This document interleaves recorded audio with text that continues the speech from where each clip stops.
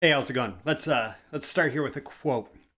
Your thoughts often have much more to do with how you feel than what is actually happening in your life. This isn't a new idea. Nearly 2,000 years ago, the Greek philosopher Epictetus stated that people are disturbed not by things, but by the views we take of them.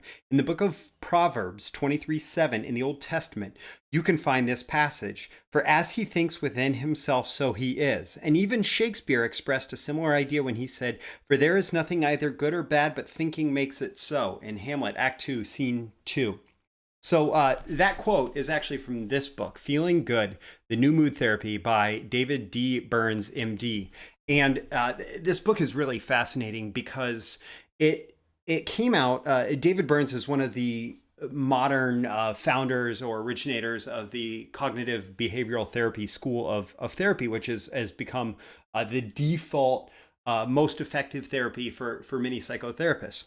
And this book actually had research done on it as a self-help book where they did research. They monitored people's depression symptoms going into reading this book, and then they gave people this book and they split up the trial so that they could tell what was the book and what was just time passing. And just by telling people to read this book over the course of 4 weeks, they actually found that depression symptoms close to disappeared on the level of taking antidepressive medications or going through actual talk therapy. And so just by reading this book and going through the ideas in this book, symptoms of depression were actually disappearing. And the foundation of this book is that idea that what you have going on inside your head completely shapes your experience, at least, of the world around you. Now, going back, there are all sorts of levels of this teaching that what you think about can actually change the world. What you think about can certainly change your life. What you think about can most definitely change how you interact with the world. And so if you are repeating thoughts in your head that are, oh, this day is going to be hard, this day is going to be challenging, this day, oh, I don't even want to do what I'm supposed to do today, you're going to be met with a challenging day. The world is going to challenge you. But if you flip that around and say, I can take on anything, I can go achieve what I want to achieve, I can do what I want to do, I have complete power over my world.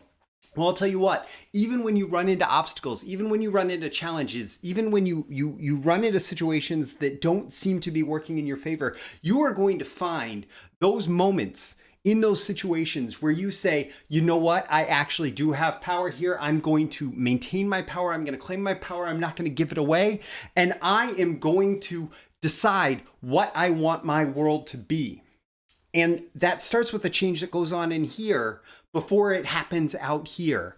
And what that is the power of your mind at work. And I think that I don't realize the power of my mind so much in life. You don't realize the power of your mind and its possibilities in your life. And I've been working with a coach who has years of experience applying this and really trying to hone the power of his mind. And this can get into some pretty wild things with manifestations and affirmations and all of that. And you have to decide how deep into that rabbit hole you want to go.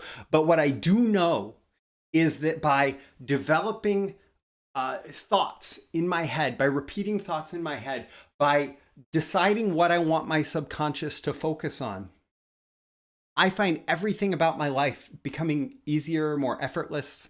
I find certain things just become more fulfilling. I'm better able to deal with challenging situations. And it is a process because I've spent the last 36, 37 years completely just learning what's going on in the world from a perspective of victimhood, of not believing in the power of my own mind. And so it's a process to pull out of that. It's a process to rewrite those automatic thoughts. It's a process to retrain my subconscious to acknowledge the power that I have to dictate my experience in the world and how the world responds to me.